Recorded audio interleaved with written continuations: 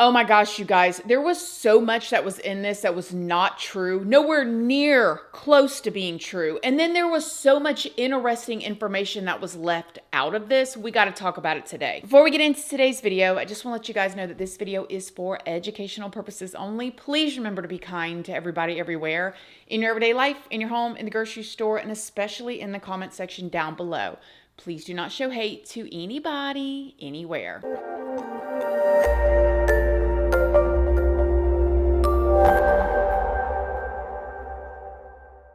So good morning, good morning, good morning. How is everybody doing today? I hope you all are having an amazing day. I hope you all are having a wonderful week. Hope everybody is feeling good.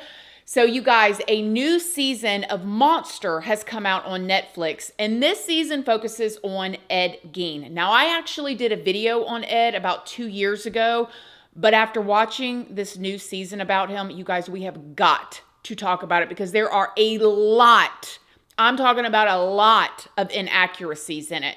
First, I need to tell y'all, though, that I am not a professional. I pull all of my information from very public sources, news clippings, articles that are already out there. I filter it through my own words and opinions, and then I share it with y'all. So make sure you guys go and do your own research and form your own opinions. Just don't show hate to anybody anywhere.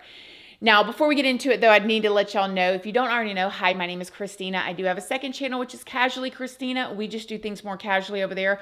I also have a Patreon. My Patreon's for 18 and up. And over there, we talk about more personal stuff. We go live over there. And there is a $2 tier for more videos that cannot go over here, like more uncensored type of videos. That goes over on my Patreon under the $2 tier. Just make sure you read the full about section of what each tier offers before you join. I'm also on Facebook, Instagram, Snapchat, and Like to Know It. And Like to Know It is a platform where you can find links to a lot of things that I use and that I love that y'all ask about. Everything from clothing items, skincare, hair care, makeup, workout gear, cooking utensils, Christmas gift ideas, all kind of stuff that I want to post over there. I do. And all of his platforms are linked down in the description box if you would like to come and check me out. So, okay, before we get into the new season of Monster, let's briefly talk about Ed's background, okay? Like I said before, I did a full video on Ed Gein 2 years ago, so if you haven't already watched it, I highly recommend you go and watch it first. But I do want to briefly recap on Ed's upbringing because it wasn't really talked about much in the show. I mean, the places that they could have talked about at the show, they filled it in with all this other stuff, in my opinion, that did not even matter, but we'll get to that later. And I do want to let y'all know, if you haven't seen the show, first of all, there's going to be spoilers all in this. And second of all, the people that played in this show, Monsters, the Ed Gein Story, phenomenal acting from everybody in it. Y'all know who Charlie is, or Jax Teller from Sons of Anarchy. Yeah, he's the one that played Ed, and he did an amazing job. The person that played Augusta, Ed's mother, she did, I mean, the colors in this show, they made it look exactly set back into that time frame. The old cars, man, they had the house down exactly, in my opinion, what the house looked like. I mean, comparably. The production on this show was top tier. However, how inaccurate it was and so much fluff that was in it was like, what are we watching? But let's talk about Ed real quick. So Ed Gein was born in La Crosse County, Wisconsin on August 27th of 1906. He was the second of two sons to his father, George, and his mother, Augusta. His older brother's name was Henry. Now, Ed's mother, Augusta, was a very religious Lutheran, okay? She preached to her sons about the immortality of the world, the evil of drinking, and that her belief was basically that all women, except for herself, were naturally promiscuous and instruments of the devil. Oh yeah, and she made time every single afternoon to read to them from the Bible, and she was usually only reading Old Testament verses as well as Revelation verses, which, if any of y'all have ever read the Bible, you leave out all of the New Testament, okay? And you only read that. Scary stuff going on in there. But nevertheless, that's what she did. That's how she taught her two boys. Now, Ed idolized his mother and would eventually become obsessed with her. And we're not talking about like a little boy obsessed with his mom, but like obsessed with his mother. Augusta did not like her husband George at all, and George was a heavy drinker, and he was not able to keep a job. He had worked as a carpenter. He also worked as a tanner. And if you don't know what a tanner is someone who treats skins and hides from animals. Important to know that. And he also worked as a firefighter. When he lived in La Crosse, George owned a local grocery shop, but he ended up selling the business and left the city with his family to live in isolation on a 155-acre farm in a town called Plainville in Wisconsin, which became the Gein family's permanent residence. It is also said that Augusta liked that they lived in such a remote area because it made isolating her sons from the world so much easier. Ed actually only left the farm to go to school. Otherwise, he spent all of his time on the farm doing chores. Ed was described as shy, and his teachers and his classmates said that he had these strange mannerisms that he would just like randomly start laughing out loud.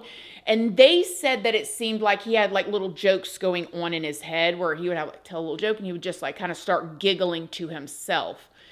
Ed had a really hard time making friends, especially because whenever he did, his mother would punish him for it. However, Ed did fairly well in school and specifically in reading. Then in April of 1940, Ed's father passed away from heart failure at the age of 66. Because of that, Ed and his brother Henry, they actually had to start working paying jobs at this point to help their mother. So Ed picked up some odd jobs around town.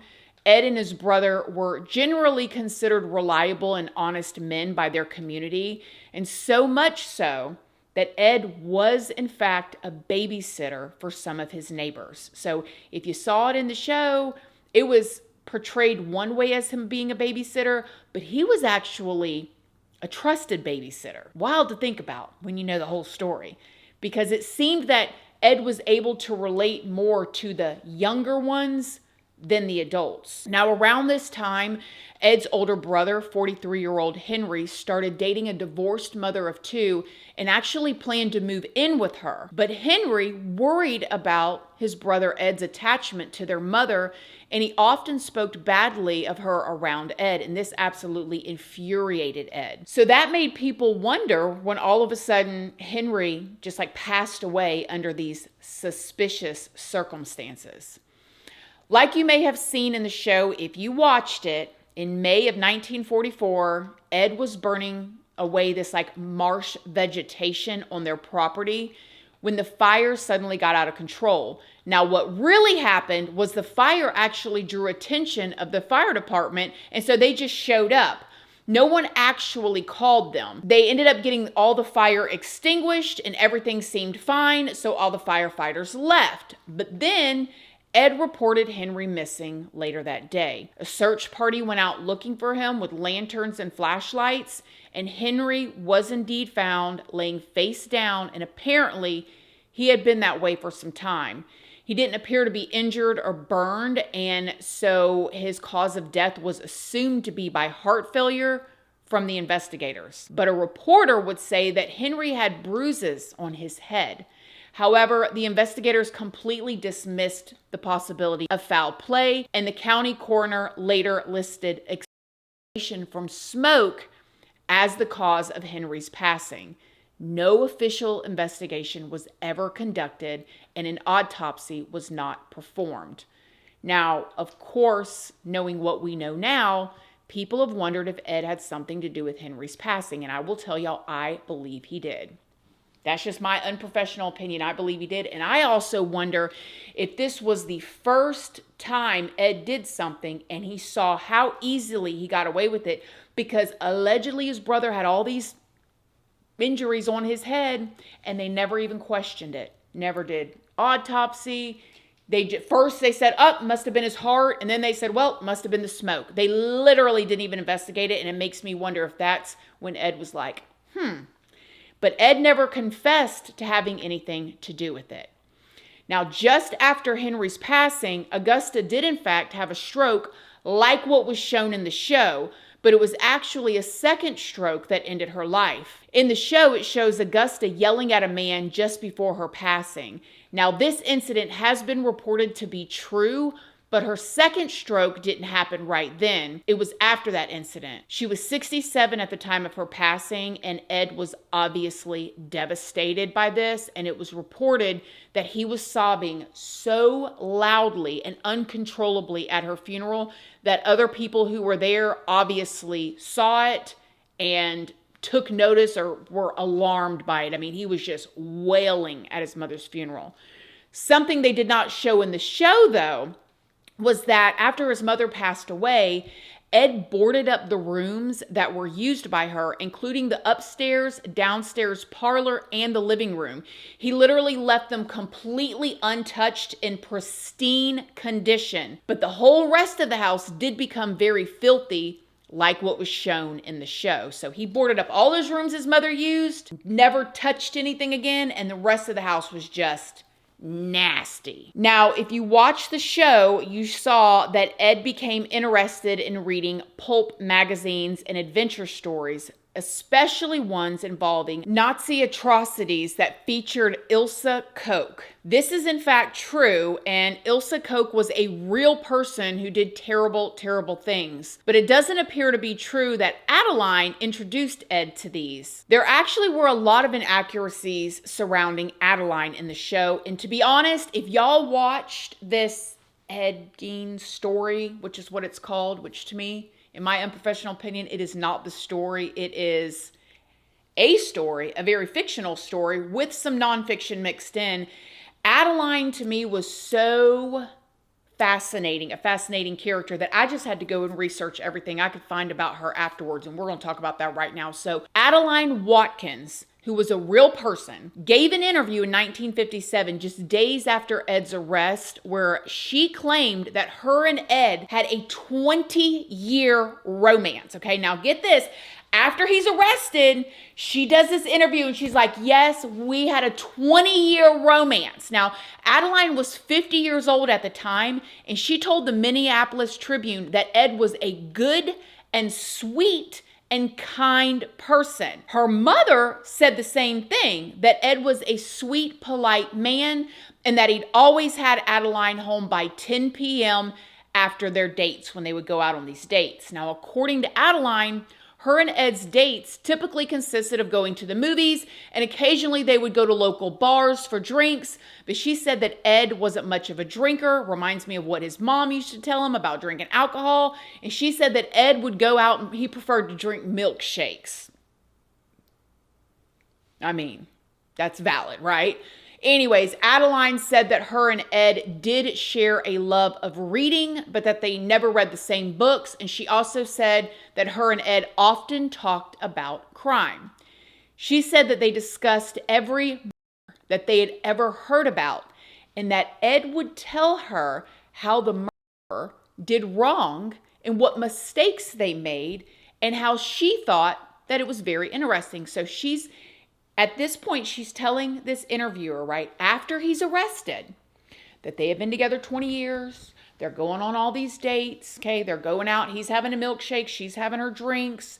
They're going to the movies. They're reading. They read separate things. And then they're talking about crime and the people that are committing the crimes. And according to her, Ed's telling her how the people committing the crimes is basically dumb. Adeline even claimed that on their final date in 1955, 2 years before Ed's arrest, and this interview that she gave, she said that Ed proposed to her. I don't know if y'all saw the scene where he proposed to her in the show. Disgusting, okay? Gross, but nevertheless, she said that she turned him down, but not because there was anything wrong with him. She said that it was actually something wrong with her. She said that she was afraid that she would not be able to live up to what he expected of her. She said that Ed was a good partner, and she felt like she did not deserve him. Now, once this interview was printed, okay, because Adeline's sitting there telling the interviewer all this, y'all. The interview is printed. It's published on the front page of the papers.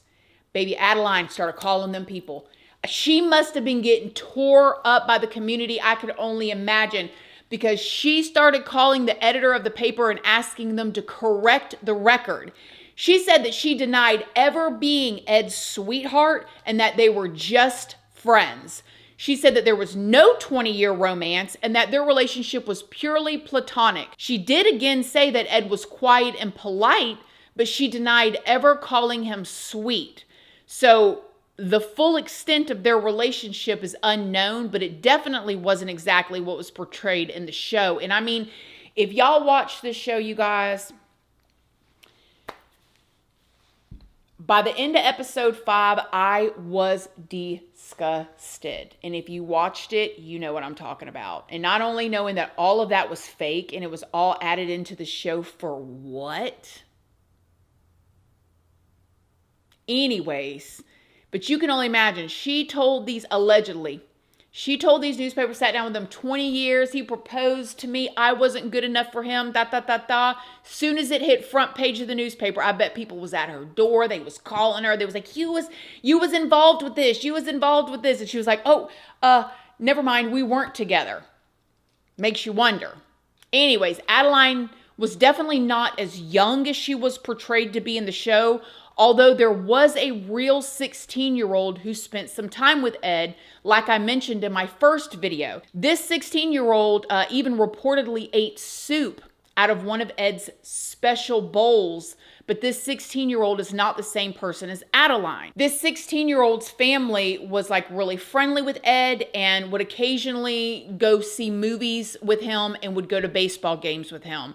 The 16-year-old actually ended up telling the investigators that one time they saw shrunken heads in Ed's house. They said that Ed told this person that he got these shrunken heads from his cousin who had served in the Philippines during World War II.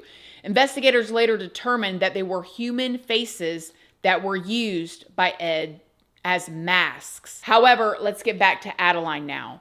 There is no record of Adeline being involved in or having any knowledge of Ed's crimes, and it doesn't appear that she ever took any pictures of his crimes like what was portrayed in the show, and there isn't any reporting on her going to New York City to try to become a photographer's assistant and all of that we saw on the show. It also does not appear that there are any records of her mother saying those horrible things to her like was said in the show. And that was a brutal scene. If y'all watched the show, when she was sitting at the table with her mother and her mother was saying all that stuff, whoa. But from everything I could find online, all of that was fictional. And that's not to say that it's impossible that it didn't happen. Maybe there's some secret archive somewhere that nobody knows about except for the writers of this Netflix show. But other than that possibility, it seems to be made up for dramatic effect. There's also no evidence that Adeline ever visited Ed in the mental institution.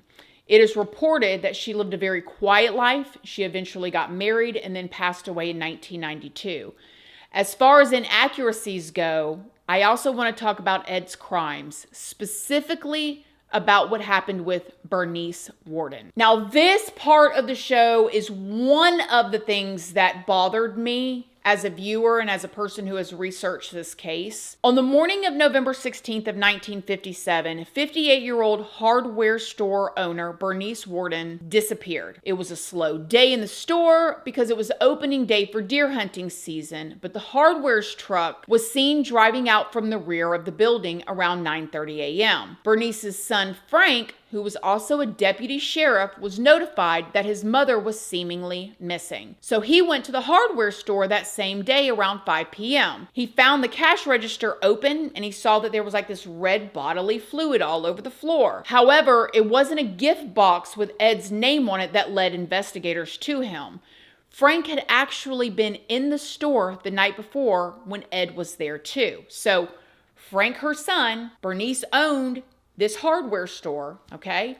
Her son goes into the store to see his mother, and Ed was there the night before. Ed said while Frank was there that he was going to come back to the store in the morning to buy some antifreeze. So when Frank was looking around after his mother disappeared the next day, he found a receipt for antifreeze that was the last receipt that was written by his mother, Bernice, the morning of her disappearance. That same evening, Ed was actually arrested at a grocery store and the sheriff's office went out to his house to search it. So if you saw on the show, they went to the house, found all the stuff. Ed shows up all innocently like, hey guys, what are you doing? None of that actually happened. They got him in a grocery store and then they went and searched the house. One of the deputies, which was actually not Frank, not Bernice's son, did find Bernice in the shed on Ed's property. She had been completely, and she was hanging upside down and had been dressed out like a deer. There is absolutely no record of her ever actually going on a date with Ed or having any romantic interest in him. In fact, it has been reported that Ed asked her out once and she turned him down. And there is no record that she was the town Jezebel or that she had an STD like was portrayed in the actual show. And I think that this is important to mention because she is a real person and a real victim of Ed. And I do not think it's fair to make these things up about her. I did like a little 10-minute rant on my Patreon. It's under the $2 tier where I speak way more freely about this. You know, YouTube's terms and policies. I got to follow over here, but I spoke more freely about it over there. But I'll put it briefly here like this. Like, the way that they portrayed Bernice in the show, to me, was so disgusting, especially the fact that she was an actual victim. I mean, they portrayed her like flashing herself at him. They portrayed her like him doing it with her and her enjoying it and wanting more. And not only did none of that happen, but she was a victim of his. She was working in the store, an older lady with a grown son that's a sheriff, and he came in there and he ended her life and drug her body out of there. But the way that she was portrayed on the show was like she was the town, a Jezebel, and all of this stuff. And it's just so gross to me. The story alone is so out there that it did not need any of this extra fluff.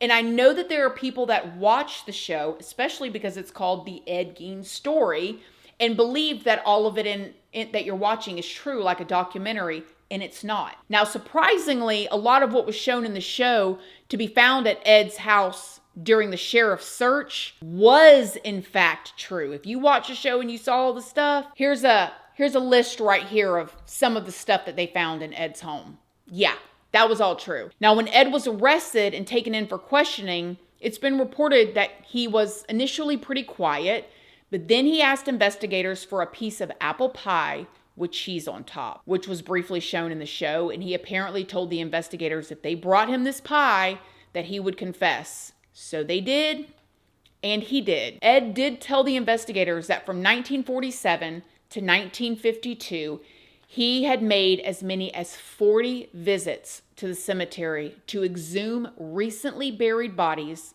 while he was in a daze-like state. He said on about 30 of those visits, he actually came out of those dazes and he ended up leaving the cemetery empty-handed. That's what he said. On the other occasions, he said that he dug up the graves of middle-aged women that he thought looked like his mother, and he took them home where he tanned their skins and used them to make things. And that's where I bring you back to his father.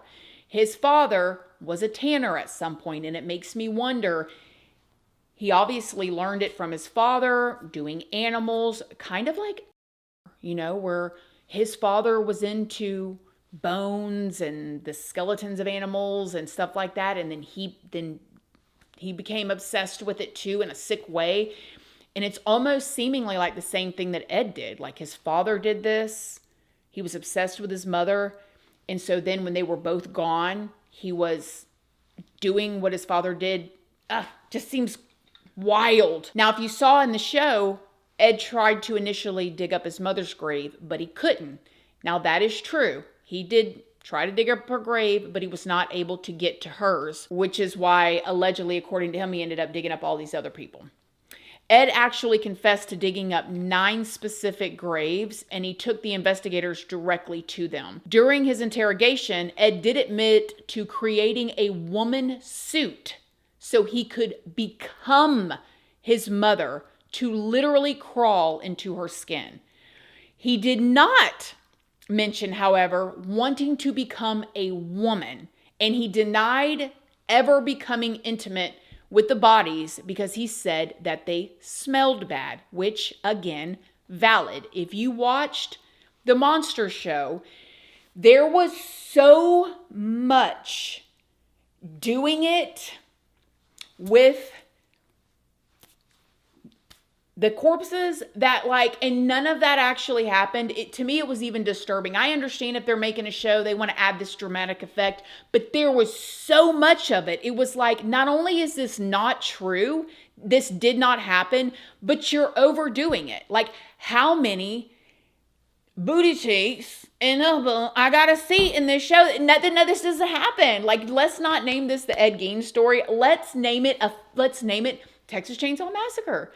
Something totally different, because this didn't happen. But nevertheless, it was showed over and over again. So again, if you watch this show and you think that that's what really happened, it's not what happened. That did not happen. Now, during Ed's interrogation, a sheriff whose name was reportedly Art banged Ed's head and face into a brick wall. As a result, this confession was ruled inadmissible. At a state crime laboratory interrogation, Ed did confess to ending the life of 51-year-old Mary Hogan, who was the bar owner that you saw in the show, and her head was indeed found in Ed's house. Ed said that he did not have any memory of the details surrounding what he did to her, though. Ed was given a polygraph test, like what was shown in the show as well, at the state crime lab interrogation, because the investigators believe that Ed was involved in other unsolved cases around the area. Speaking of other crimes or people going missing in the area, and one of the reasons why they wanted to give Ed a lie detector test, we can talk about Evelyn Hartley, who was the babysitter. She was 15 years old, and she was actually played by famous TikToker Addison Rae in the show. Evelyn was a real person who disappeared from La Crosse, which was 2 hours away, back in October of 1953, but there is no actual evidence linking Ed to her case.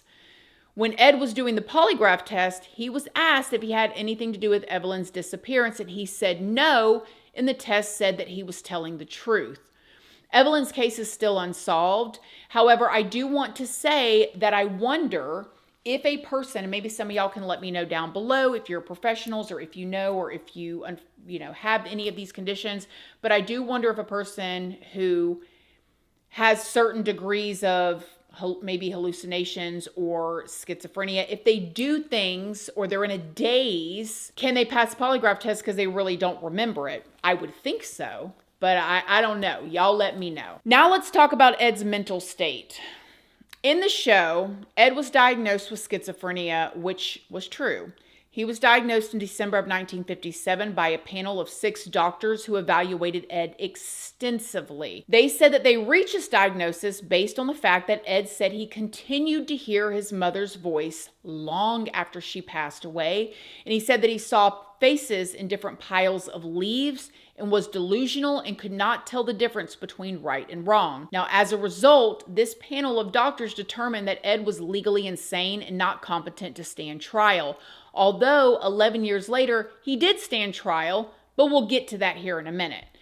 It felt like the show focused heavily on Ed having these very vivid hallucinations and almost using that as an excuse for what he did. The show made it seem like Ed had no memory of committing any crimes besides his grave digging hobby, but keep in mind, Ed had already confessed to ending Bernice and Mary's lives by that point, okay? And a lot of Ed's hallucinations in the show surrounded the story of Christine Jorgensen, who was a trans woman who served in the U.S. Army during World War II. Christine is a real person who became a bit of a celebrity after transitioning. The show's creators said that it was important to them to include this part. However, like I said before, Ed seemingly never expressed a desire to actually become a woman or transition and, to do any of this to the investigators. And it's not clear if the real Ed was ever even aware of who Christine was. So I don't know why it was important for them to put this in the show, because I was so confused. And even on Patreon, I had a lot of people saying that they were confused with all the flipping to this and this and this. Like, what does this have to do with the Ed Gein story? Well, I can tell y'all after researching, I still do not know. He obviously never got a ham radio either, which you saw on the show, while he was in the mental institution. Because in the show, he got this ham radio and he used it to talk to Christine and Ilsa. And speaking of people Ed never spoke to, in the final episodes of the show, it shows investigators interviewing other serials like Jerry Brudos and Richard Speck. In the show, they talk about how Ed inspired both of them, but in reality, neither of them ever said that. They also showed in the show that Richard Speck wrote to Ed Gein, but there's no reporting that supports that either. It's so bizarre. Please, did y'all watch the show? If you did, let me know down below. Episode 8, what was that? The very last episode was like, what was this?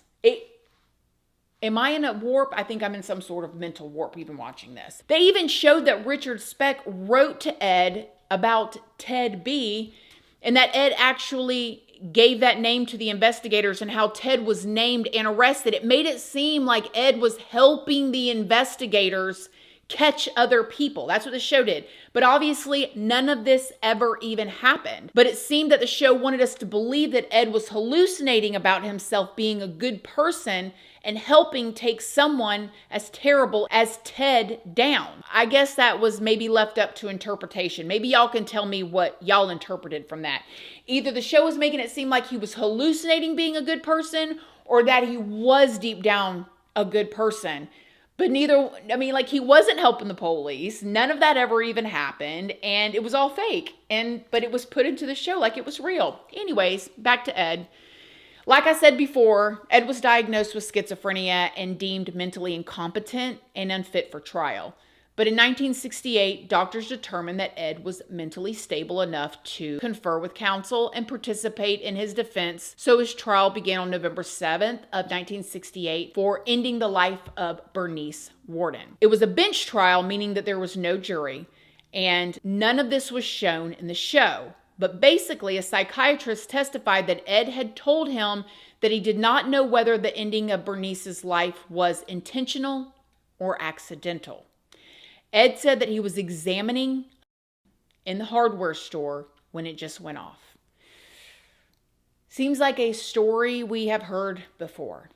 Ed said that he wasn't intentionally aiming for Bernice, and he did not remember anything else that happened that morning. Art, the sheriff, was supposed to testify at Ed's trial, but he actually passed away from heart failure at 43 years old. People that knew Art said that he was deeply traumatized by Ed's crimes. You have to think about these people that do these investigators. They have to go and clean up the house. They have to bag every heart and intestine and skin-made lampshade up. I mean, people say that they believe that just basically the PTSD from this case and his fear of testifying is what caused him to have heart failure and him pass away.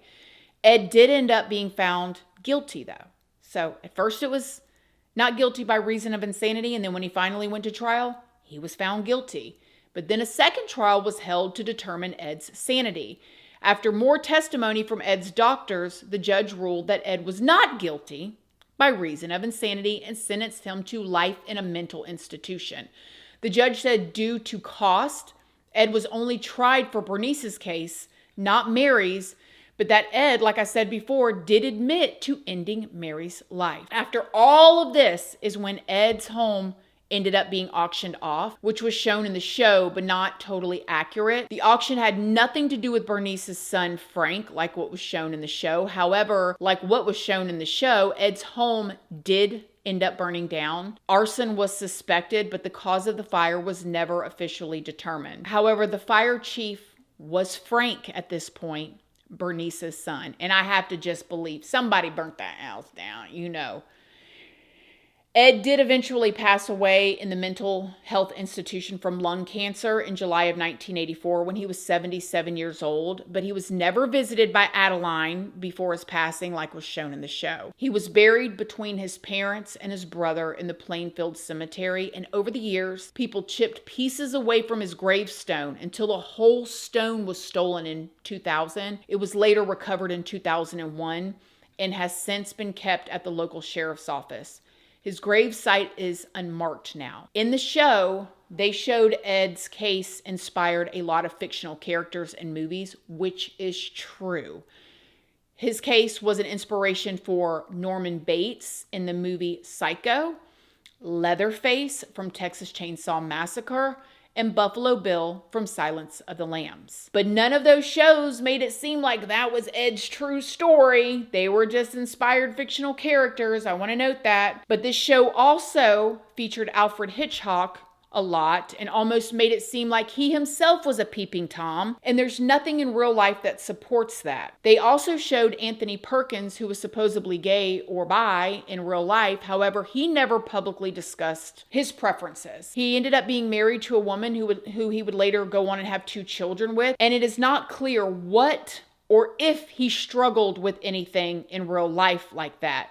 But if you watch the show, you know they made it seem like he was really struggling. Both Alfred Hitchcock and Anthony Perkins have since passed away, so it seems weird to me to seemingly make things up about them.